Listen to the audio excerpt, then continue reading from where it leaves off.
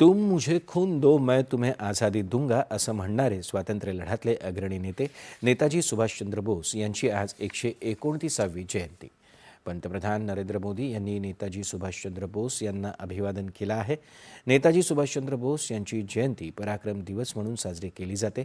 त्यांचं अदम्य साहस, संकल्प आणि देशासाठी त्यांचं अद्वितीय योगदान यांचं या निमित्तानं आपण स्मरण करतो. त्यांनी निर्भीड नेतृत्व आणि देशभक्तीचा आदर्श निर्माण केला. त्यांचे आदर्श आजच्या पिढ्यांना देखील एक बळकट भारत बनवण्यासाठी प्रेरणा देतील असं सांगत पंतप्रधानांनी एक व्हिडिओ पोस्ट केला आहे.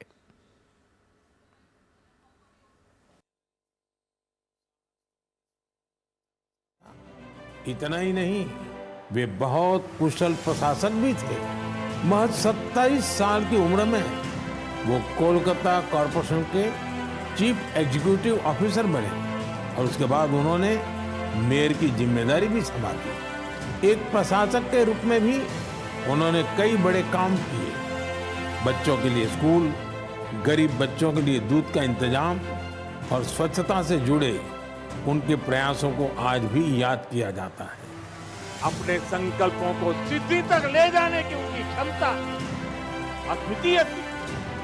वो अपने साथ भगवत गीता रखते, उनसे प्रेरणा पाते। अगर वो किसी काम के लिए एक बार आश्वस्त हो जाते थे तो उसे पूरा करने के लिए किसी भी सीमा तक प्रयास करते। मैं नेताजी सुभाष चंद्र बोस को नमन करता हूं। देश भर के युवाओं से मेरा आग्रह है कि वे उनके बारे में अधिक से अधिक पढ़ें और उनके जीवन से निरंतर प्रेरणा लें।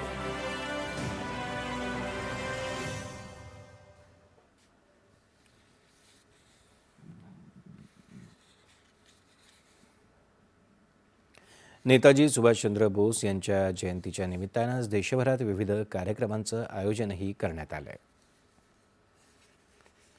शिवसेनेचे संस्थापक प्रमुख